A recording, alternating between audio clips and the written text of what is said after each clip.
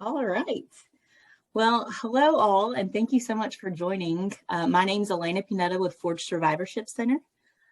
Today, we have the opportunity to speak with Kimberly Kirklin, who is the director of the UAB Institute for Arts and Medicine. And Kimberly, I just want to thank you so much for taking the time out to join us virtually today. I really want to kick off by asking you if you just take a couple of minutes to introduce yourself and just tell us a little bit about your background. Sure. Well, first, thanks so much for having me. I'm so delighted to be with Forge and talk to you a little bit about what we do. My background is in musical theater, in the arts. That's what I always connected with growing up, and ended up getting an undergraduate degree in music in that. And then I ended up moving to Birmingham, and I'm from Birmingham originally, but I came back and started working at UAB. So next week, it'll be 21 years that I've been at UAB. Congratulations. Thank you. I can't believe that. But yeah, and so I found my way to the Arts Center there, the Alys Center, and realized that there was a whole world of the arts that wasn't just performance or creating the art form. And I'd never really thought about that before. And so that really opened up a wonderful world to me. And so I got a master's in arts administration and started doing education and community engagement work. And then, it just kind of evolved over the years. So we opened Art Play, our education and community engagement center. They just turned 10. That was in 2011. And then at that time, we've been obviously doing things in the community and schools. I knew personally, just in my own experience, how important the arts were to me. And then we could see how the arts were impacting schools and classrooms when we would go in there. And then, we started kind of moving into the realm of creative aging. Excuse me. And, and again, since then, a lot more research has come out about how the arts can enhance healthy aging, and of course for people with dementia and Alzheimer's. So we started doing programming there with HUD subsidized facilities for senior adults, doing different courses. And then that, going into that healthy aging kind of realm, it started to then move into just general health. And so that's when, we started moving toward the realm of arts and medicine. And so in 2013, we started a pilot project and at UAB Hospital. And in 2014, we had a full program. So, but it's interesting because I think about you, Elena, and how, you and in your father's work is connected, because of course your father is a physician. And my father is a physician. And growing up, I never thought that I would be interested in healthcare or health or medicine or healing. And so now, and I know you've been doing some similar things, connecting, your work with healing and culinary work. And so that's kind of what I've found my way to is joining my first love, the arts, with healing and health and medicine. And I love doing that. Yeah, it's funny how similar in instances our stories are, because really I went off to college thinking that I was going to be an art major. I ended up majoring in art history, but it was the same thing. I wasn't maybe so much into science, but then seeing how these other elements absolutely connect to healthcare, to people's health, to overall well-being, and that. So I love it. Yeah, absolutely. Because, just like the work that I know Forge does, and of course we do, it really, it looks at that whole person, and how there's so many things that make up health and wellness. And it's not just of course, the absence of illness or disease, but it's, mind, body, spirit. And so that's another reason why I love, this arts and medicine work. Well, tell me, and I know that we are going to share a PowerPoint, so I'm going to go ahead and pull that up right now. But so tell me a little bit about, what is the UAB Institute for Arts and Medicine? Sure. So, so as I mentioned just briefly, we started as a pilot project in 2013. And bringing artists into the healthcare space. And then in 2014, we launched the full program. And so as you can see, our mission is to enhance healing and wellness for patients, families, and caregivers and professional caregivers through the creative arts and also the communities that we serve. So, while we do a lot of work in healthcare facilities, we also, of course, work in community settings with all different patient populations. And kind of as I mentioned, it's inspired by that patient-centered care model. And really understanding that the person is a whole person with a whole lifetime of experiences. And so we really look to address mind, body, and spirit. And and then if you want to advance to the next slide, I can show you kind of what this looks like. So, arts and health can occur anywhere there are people. And so, obviously, like in the center, you can see that's Melissa, our dancer in residence. And this young woman actually is a dancer, but she was getting an organ transplant. But it's kind of an example of, sure, movement is good for us. I mean, everybody knows that. But she's also in this particular moment, connecting with who this young woman is. She's so much more than a patient who's waiting for a transplant, but she's a passionate artist, and so while Melissa wasn't going to get her up out of bed and dance across the room, she could still embody that spirit of artistry and listen to the music and move her arms in that way that she does when she's not in the hospital. So that's in the hospital, of course. And we also do, so it's bedside work, like you see there. And then we also do group workshops in the hospital. So like in the top left and the lower right, that mother with her two babies, we do a lot of work with women in the high-risk obstetrics unit. So these women have to be in the hospital, sometimes days, but sometimes weeks or even months. It can be very isolating, of course. And so when they can come into a space together, of course, this is pre-COVID. We're not doing closed, workshops right now.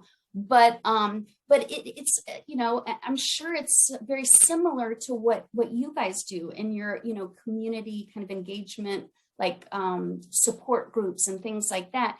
The idea, the purpose is not necessarily to, we're not providing, group therapy or anything like that, but it's just it's a space where you can connect with one another. These women, have similar experiences because they're all, there for, high-risk obstetrics in this case. But, it allows people to learn a new skill and just connect with one another. And then we also do the lower left. We work in disability as well. So we do, we work with actually the UAB School of Health Professions Occupational Therapy Department, and we do a magic camp every year. And then we also work with senior adults, if you look in the upper right corner. And then, of course, we work all through the hospital. Of course, we work in the Women and Infant Center. We work with people with cancer. And really, arts and health, of course, can take place anywhere. We also do programs for caregivers and professional caregivers. So of course, you know, with COVID happening, there's so much talk about, you know, compassion fatigue and burnout for people on the front line, those frontline healthcare workers and so many other people as well. And, you know, we hear about self-care and the importance of that. And really, of course, for everybody, you know, the importance of that, but especially for people, you know, who are on the front line. So we do programs addressing that as well, obviously using creativity as our angle, but as a way to, you know, just express yourself, kind of be in the present moment and be creative. So that's another area that we work. If you want to advance to the next slide. And then we do our public programs too, and which have been increased since COVID.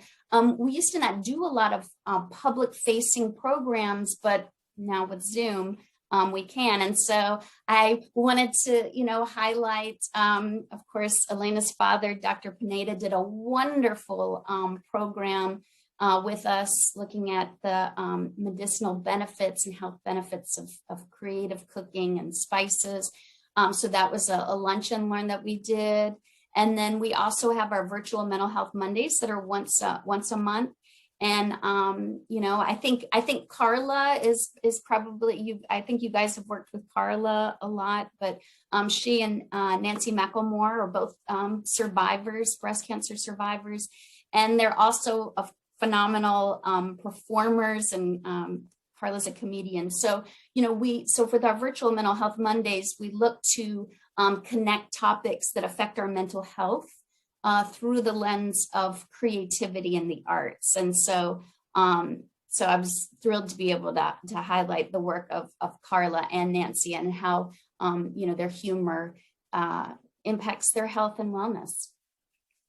I know that so much, Kimberly, had to have been changed because of COVID. I mean, having done so much, especially being in bedside or in large group activities. So I know you had to pivot, you know, like a lot of groups have, but I really appreciate hearing not only the virtual things that y'all have been able to do, but knowing that even now, obviously being very aware of what the numbers look like and all of that, but there are still, you know, things that are happening because, again, of how important, you know, the arts are in healing. Yeah, absolutely. You know, we have been able to still be, you know, in our hospital spaces, but this, you know, the virtual, like we've all learned, has really allowed us to be able to connect with people, you know, in different ways. And I'm sure that you guys are experiencing this well at Forge. But, you know, again, we've also been learning, you know, that how this is affecting our mental health. And, you know, in these different virtual spaces where, you know, whether it's arts and medicine, whether it's Forged through these, you know, coffee conversations, you know, what we find is that people are just happy to connect with others. And so we've been really thankful that that's come out of this. But some of our groups, like the integrative medicine program, with Dr. Carolina Salvador, you know, they're not coming back in person yet.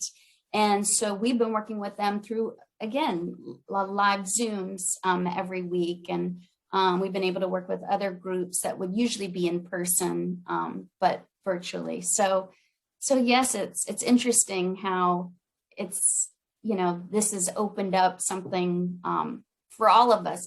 Now, of course, we'd always rather be in person, you know, all of us, but it is a great alternative to just being in your home, you know, isolated. Oh, absolutely. Absolutely. Well, I'd like to know, my next question is just, you know, in your opinion, why are the arts so important in medicine? So sure. So I always like to, you know, talk about arts and human history and creativity, because our, excuse me, our earliest ancestors have been creating for tens of thousands of years. And it's interesting because, you know, it seems like every few months something will come out that an archaeologist or, some researchers have found, the latest, oldest, recorded art. And so, this is just an example of, a flute that was made out of bird bone that was created. I mean, it's crazy to think about 40,000 years ago, people have been creating, and not just, creating tools and such, but creating art, that was specifically for art. And so in France too, 30,000 years ago, they started to see representational images. Of course, you can see, bears and tigers and things represented. And, there's a lot of talk about why is art, so important? Why has it come with us for, millennia? And, some theories are that it helped to, it was almost like a public health type thing, and that you could use it to communicate important things like rites of passage, of course, weddings, religion, marriages, things like that. It marks important moments throughout human history. And what I think is really fascinating too is that it's not that, it was used, of course, in like religious and, different rites of passage. It was also used in healing. So this goes back, thousands of years, but also traditional cultures today all over the world still use dance. They use visual art. They use music. They use all sorts of things to actually facilitate healing.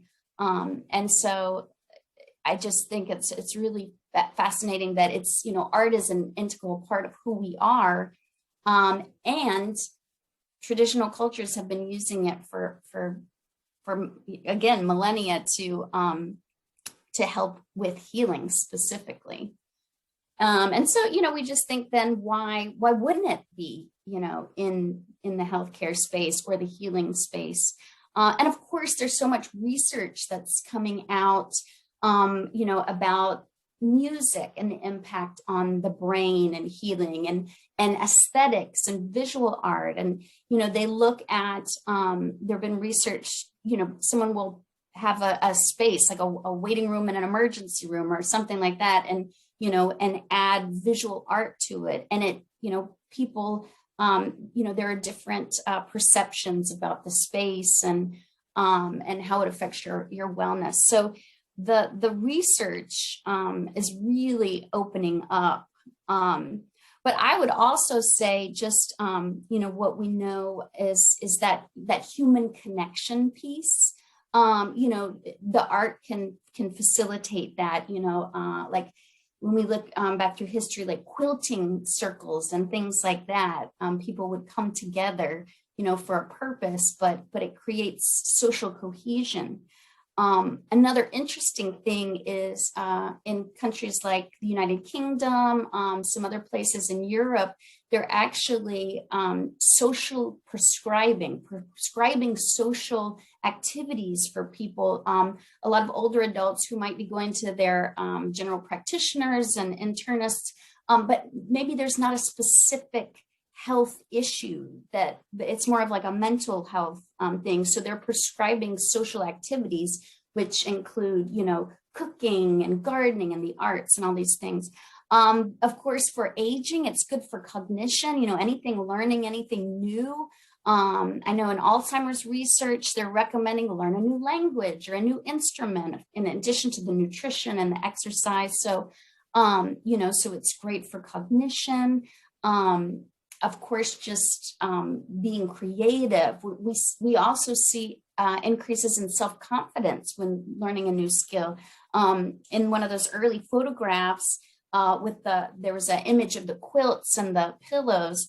The woman who made that didn't know how to do this work before, but she fell in love with it and she had a lot of time.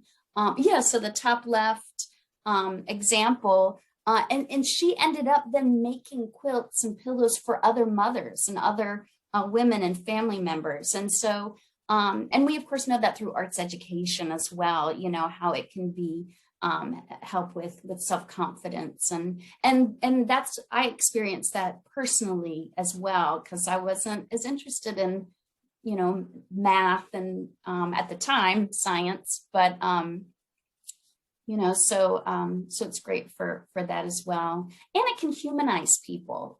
We see that a lot.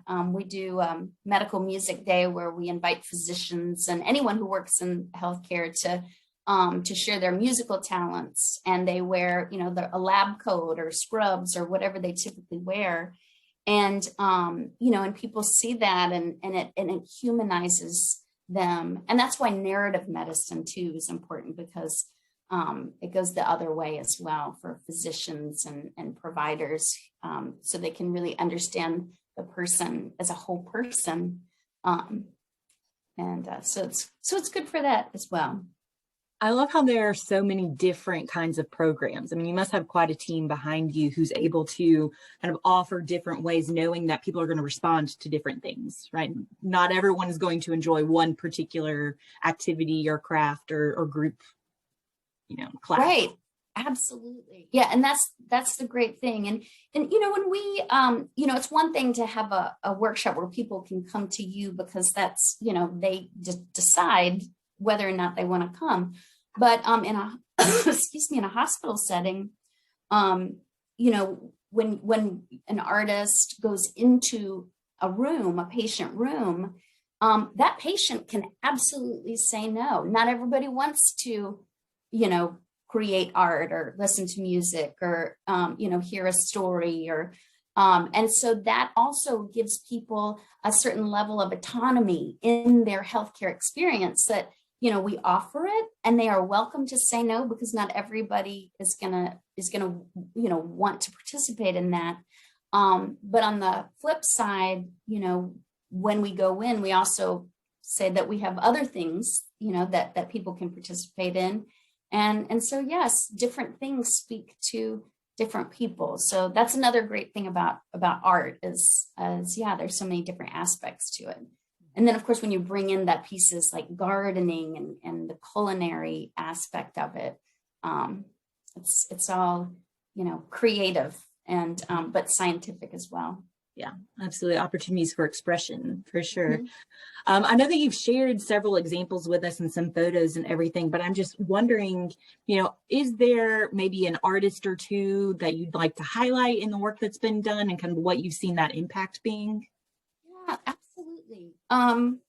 So you know, well, I'll give you one example of, we have an artist, her name's Elizabeth Vanderkamp, and she's a storyteller, and she does other things as well, you know, Zentangling and whatnot. But she went in to work with one patient. She introduced herself, and you know, she told a story like she does, and she calls herself a story gardener, because what it really does is create a space for connection. So she tells a story that they want, and then they will, you know, respond typically by telling their own story, whatever that is. It's not a formula. It's just typically what happens when you're connecting. So with one woman, she went in and she had, you know, a long interaction with her. And at the end, the woman said, I think they were even like singing, and Elizabeth's not a, you know, a musician. And they were singing, and this woman just said, wow, you reconnected me with who I am, with, you know, and she hadn't kind of gone into that place. She's an older adult. And so that's just, again, like one example, but again, how the arts can be a space for connection and for being in the present moment. Of course, I didn't mention it, but you know, it's a distraction from medical problems as well, and it can, you know, enhance mood. Another story that I wanted to share was it was actually in our psychiatric unit for adolescents, and that it was with Helene Taylor. She's a visual artist, and she had been working one-on-one, well, in a group with these young patients, and she kind of discovered this one young person didn't really, he didn't talk a lot, and he had some trouble with his literacy and writing, but he had a love for art making, for painting. And so he did all this painting on large pieces of paper. And when he was about to be discharged, he was there for a while. At the time, it was a long-term unit. And, Helene was insistent that they needed, with the staff, of course, was, that they wanted to have basically an art show for him. So, administrators were there, and nurses, and, all these different people from the hospital who cared for him, came into his room. The whole place was covered in, floor to ceiling paintings. He was talking with people. He was so proud, of that people were coming to see him, because a lot of these, in that particular, group, a lot of people were, are wards of the state, and, come from really difficult homes and backgrounds. And so this, and then music therapy had worked with him. So he'd written a song. And so it was just a celebration of him. And so that's a really powerful moment. But, and every day there are different stories, people who engage in movement and, thought, wow, I didn't know I could express myself non-verbally. I can express my emotions by moving and by dancing, and, the therapeutic, just personal, aspect of that. And so, so there are just so many examples, but I would love to share a project that we were partners on. We got funding from the Community Foundation Women's Breast Health Fund. And unfortunately, it didn't come all the way to fruition. It came so close, but the day we were going to perform this was the day we got shut down by COVID. So, but we were able to, it was wonderful to partner with you guys on this, connecting with different patients and people in the community. And of course, that's when I found out about Elena's wonderful father and their work. But with raising our voices, so it was stories of cancer told through movement, music, and voice. And so the purpose of this was to bring together people who had similar experiences with cancer. Not everybody was a survivor, but we had people in all different stages of treatment, survivors, actively in treatment, family members. And it was, we had a dance company, dance theater company that does this work. They've been around for 30 years, Stuart Pimsleur Dance and Theater. And for 2 weeks, over 20 people, about 25 people of all ages, different backgrounds, came together, and we literally told our stories. And different people had different stories, but it does so many things. And you can move on to the next photo if you'd like. But as you can see, I come from a theatrical background, so theater is like a family. It creates such a community. And so these were just examples from rehearsals. And of course, we all went out to eat. I think this was probably like 2 days before COVID shut us down. But, it creates family and creates support. And then of course, being able to communicate your experience, whether it's through the movement, and the movement was all, it was like different movements were created by each of the individuals. It was all kind of facilitated by the company, but we'd walk through the space, and, I remember, for one person who, like, her hair was a very important part of who what she identified with. And so she had lost her hair. And so one of the movements was just like I used to have this beautiful long hair, and then we all support each other and experience that together. So it was really great. If you want to show next slide. So these are some photos from some of the dress rehearsal that we got to have. And again, and the key thing that I should say is that these were not all performers. These were people just from the community who were like, okay, who are willing to take that risk. And some people were performers, but some weren't. And so it was really powerful and I'll show you some quotes if you want to move. So we still tried to get together, after COVID to keep connected. So that was that. But these are just some things that people shared about it. The experiences made me want to be more of a voice in the community and to reach out more to cancer patients and be a listening ear. Again, just making new friends. I continue to remember the people and the kindness they showed to each other. So, I think it did what we wanted it to do, even though we weren't able to publicly, perform this, but we, hopefully we can maybe bring it back or something like that. Yeah, it was great for Forge to be part of that, to kind of help make connections and everything.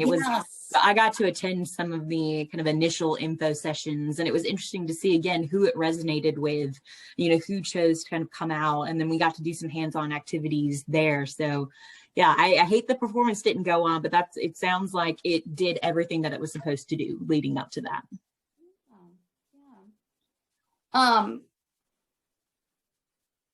And I would love to share with this group,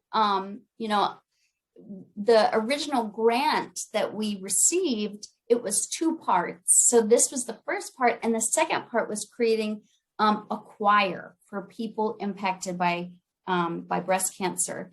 And so we obviously were not able to do that. However, we are going to start a virtual version of this. This is upcoming things that we've got, but a virtual version of this to start creating connections so that when it is safe to be together in person singing, we will already know each other. It's going to be a very collaborative thing. We're currently talking to a few different people about being our choir director. There's a lot of, criteria that this person has to meet besides being a good choral director. But, and so we're so excited that Forge is a partner in this. And, it kind of comes out of some work it does come out of some work that's being done in the United Kingdom, and that they have these choirs all over the UK for people impacted by cancer. And they've done research on it. And, yes, it absolutely impacts quality of life. It does, they found that, but they also found that it has some benefits to the immune system.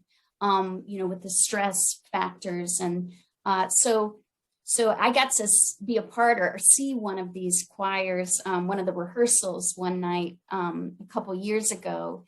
And the sense of community was really evident. And, and they became a support for one another. It was about 70 people, but it was just great. And it's not about, being a performer. It's about coming together as a group, making a joyful noise, and just supporting one another. And so, so we're wanting to hear back from our participants about, what kind of music do you want to sing? And, what do you think this group could be? So it's really going to be shaped by the people who participate. And so we're hoping to maybe start doing some meetings in April And yeah, just excited about Forge's partnership about that as well. Oh yeah, we are thrilled to know more. And honestly, I had forgotten that the choir was part of that grant as well. So when you mentioned it the other day, I said, yes, I'm excited for it. Yeah, and I hope to I see some of you there in the choir as well. Need to practice my shower singing, right? Right. All right. Well, I jumped the gun a little bit on that last PowerPoint slide, but I know that that you have some exciting things kind of other than the choir coming up, just the work of AIM. So I was wondering if you could share a little bit of what you have coming up, and then really how individuals can get involved, you know, again, if they have to be patients of UAB or if, you know, this is open to the general public. Would love to hear a little bit about that. Yeah, so we, again, part of Virtual Mental Health Monday is exploring topics that affect mental wellness and really everything. I mean, what doesn't affect your mental well-being? So we're highlighting different, you know, sections of the population. We did a fun self-care workshop with Crystal Brister. Coming up, we have 2 young artists. They're UAB students. And they're going to be telling us what it's like to be Black and queer in the South. And then we're doing a program with addressing health disparities. And these 2 individuals they're both scientists. Dr. Brandy Shaw is actually a physician as well, and she's here in Birmingham. But they are also storytellers. And so they use their artistry, their storytelling to, you know, to amplify voices in different marginalized communities and to affect change. And they want to, you know, are hoping to affect change at the policy level. And then finally, maternal mental health. We're looking at Angelina Spicer is actually a comedian and a documentarian. She's a mom and an advocate of maternal mental health. And Dr. Einab Akort is actually one of my childhood friends. She's a clinical psychologist who specializes in maternal mental health. And so we'll be exploring that as well. So those are some of our public events coming up. Yes. And I think so here, this is my contact information. We do have Instagram and Facebook. We do a lot of our work at UAB. We do a lot of work at Children's as well, and some other hospitals in the area too. And we also do community work, just like the choir that we are talking about and the Raising Our Voices program. It's for the greater community. You don't have to be affiliated with UAB. We want to serve, you know, everybody that we can. So you know, people can feel free to contact me or to you know, follow us or check us out on Instagram or Facebook. And yeah. Well, Kimberly, I want to thank you so much. I mean, it's just incredible work that you're able to showcase, you know, that happened pre-COVID, all kinds of wonderful things that happened kind of throughout COVID as we are still in it. But then it sounds like there are a lot of opportunities that everyone is gearing up for kind of as we're moving forward and as we're moving, you know, hopefully into a safer space. So again, I just want to thank you so much for your time, and I'm going to stop the recording so that we can just have a little Q&A. Thank you so much. I'm delighted to be a part of this wonderful Forge coffee conversation.